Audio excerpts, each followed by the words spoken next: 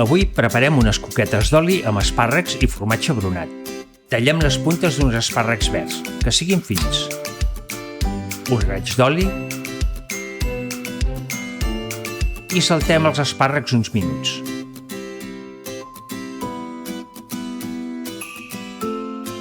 Salpebrem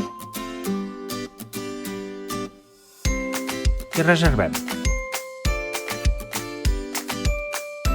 El brunat és el primer formatge elaborat amb llet de Bruna dels Pirineus.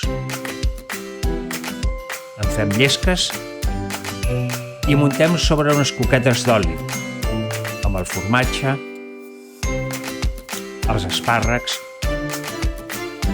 uns tacs de pernil, tomàquets secs en oli d'oliva i herbes provençals.